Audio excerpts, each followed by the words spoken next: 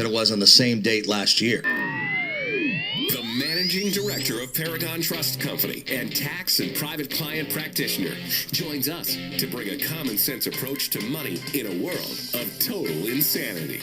Let's welcome Tony D'Angelo. All right, our good pal Tony G is joining us as he does each and every Tuesday. Tony, good morning, pal. How are you? Good morning, and proud to be among everybody. So I was running across some audio. I was going to start in either one of two places today, and I decided to go with Afghanistan, but something else was crawling under my skin yesterday, and I know you want to talk a little bit about this, which was, Joe Biden. Well, Joe Biden's, just really quick to give everybody the once-over, Joe Biden yesterday coming out and essentially telling employers that they should mandate that you get a shot. So go ahead. I'm sorry. Well, I mean, these gas bag politicians are doing a lot to tell all of us who work legitimately for a dollar and who do not have an endless stream of tax dollars. We can just kind of turn the dial up a little bit what to do. And, bringing that kind of more to where, it's this whole influence of government telling private business what to do, which is a major slippery slope, and you've got overtones behind that. But something really hit me last week, Lee Elci, and something else indicative in our constitutional state of decay.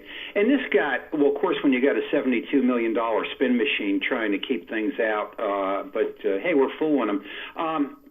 I don't know how many people are aware of this, but the theaters in Connecticut, the Schubert, the Xfinity, Live Nation, the Oakdale, the arts in general, have adopted the vaccine passport protocol. In other words, you're coming into the theater and you've either got to submit to a test or prove you've got a shot, and prove you've got the vaccine. I'm not anti-vaccine. I'm not pro-vaccine. I'm still studying this one, but for many reasons. But the arts, and this is the whole thing. This is the Connecticut way, and this is how a con man works. The arts sold out to the governor. He handed out $9 million in candy in December, and they take the money, not realizing that, having no idea of how a con game works, especially with this guy. And you think about it. Stop. Think. Give some consideration here. What doesn't this guy control, and what hasn't he ruined? He's ruined the rental market, and he's got his thumb in that. Charities, he pretty much has state-controlled charities. He has COVID testing, coming out of his ears. He profits. Oh, by the way, to sound like Ralph Cramden, SEMA4 stock's running at about a third of its value as to, what his high was over this time. So, maybe there's some incentive here to get the COVID testing revenue up a little bit. Education, that's a story in and of itself. I was going to do that today, but I think we got to do that next week. And the restaurant industry, and we just let him do whatever he wants. And this is the whole thing. If we start to hit the slippery slope right now of the political impingement over influence of the arts, and I do not speak in terms of one party. We're going to look at that just a few minutes from now.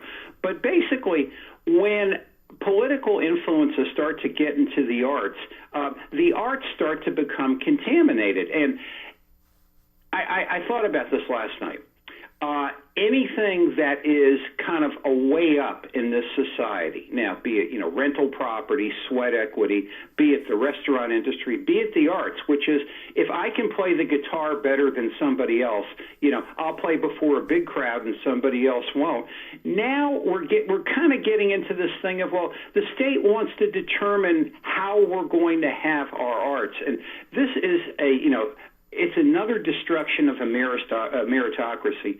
It's another destruction of a way for people to get up in and of themselves.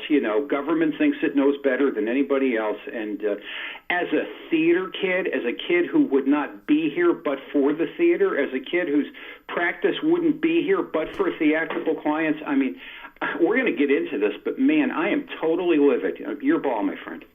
This is just one of many layers that they're, pounding people over the head. But I'm glad you brought this one up because, normally the theater is ripe with folks from the left and all that goes along with that. And this has become somehow it's become political. I'm not really sure how that is. But, I I guess the question I ask you, so if somebody like me wants to go to a show, I can't go now? Is that how this is going to shake out? You must submit. This is the whole thing. Yeah, you must submit to the protocol, which is you will either get COVID tested or you will have proof of your vaccine. Now, again, we don't look at the venue operator and say, hey, venue operator, we trust you. You can keep your place clean and, you can make everybody feel clean and safe and not have to throw some kind of a political agenda. But, yeah, that's pretty much it. And, they are doing us a favor by doing this, yes.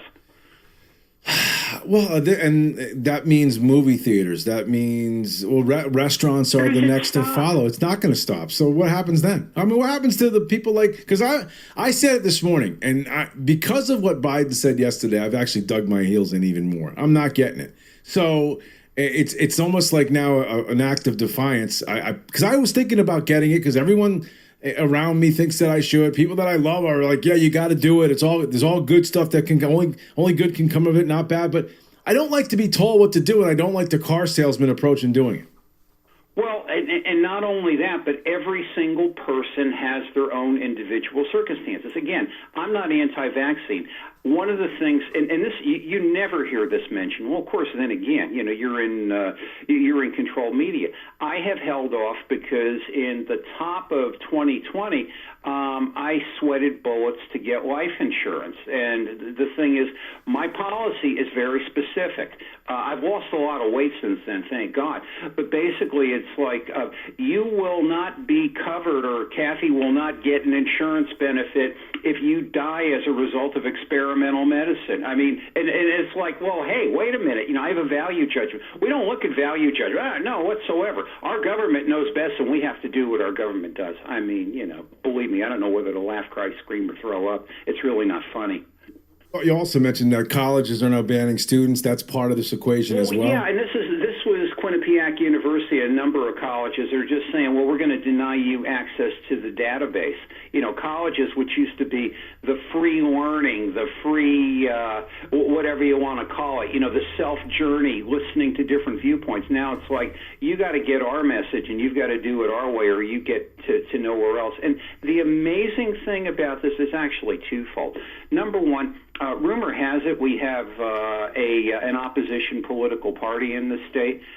It's like, guys, where are you when the lights are going out? This is unbelievable. I mean, it's just, it's insane. And the other thing is, we love cancel culture so much in this.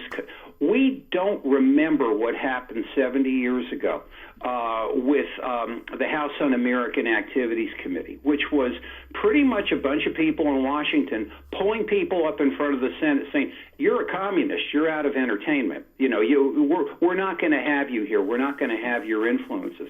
We're going to dictate to what's there. And I mean, the list of people whose careers were ruined. Lucille Ball almost lost her entire thing on television. The reason was her grandfather had told her to vote communist in like whatever year that was, right before the Depression, before she came west. I mean, it's amazing. I do not want my government telling me what to do. I've come this far on my own. I can make my own mistakes, and I do not want my government dictating my business, nor where does it stop? This is another thing. Right. You could read about, Hitler and Stalin and their control of the arts, and Mussolini, and, the fact of what they're doing. Where does it really end? And they're very insidious about how they do it in the state, Lee Elci, because they kind of come and say, they've done this for the last 18 months. Oh, it's okay. We really don't mean that. They're doing this now with critical race theory.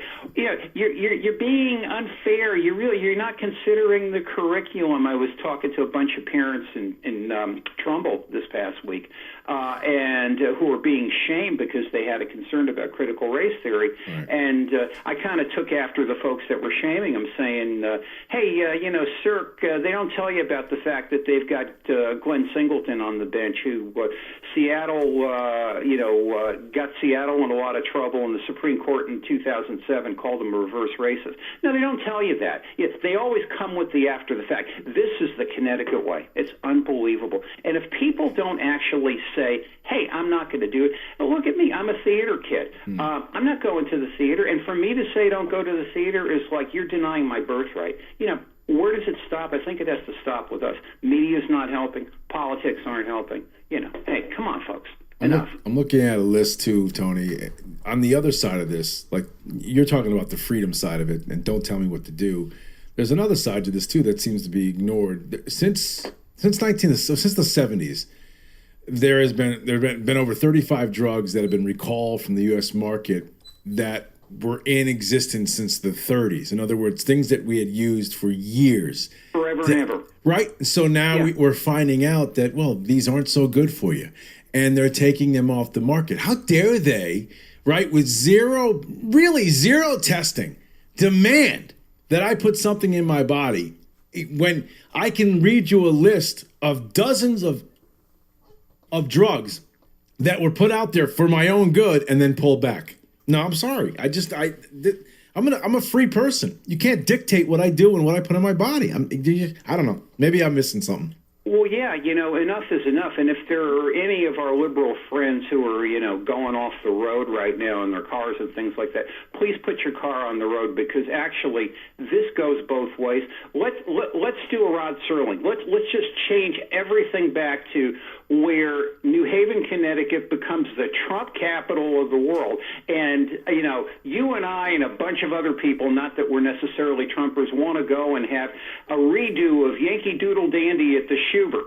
And, we're going to have Jimmy Cagney the 16th come and do it. And these are the only plays we're going to allow. We're not going to allow plays of a liberal mind. This is wrong no matter what you do. And I speak of somebody with experience, and with his life, who gives his life to the theater. I mean, folks, enough is enough. Why are you going to let this guy, and why are you going to let this government, why are you going to let this media keep doing this stuff? Tony, great stuff. I know. I agree with you. I mean, I'm not anti-vax. Wear your cup, folks. Wear your cup. Good stuff today, Tony. Thank you, buddy. Always appreciate it. Have a good one. Tony D joins us every Tuesday. Chat about all kinds of different things. Today, it was forced vaccines.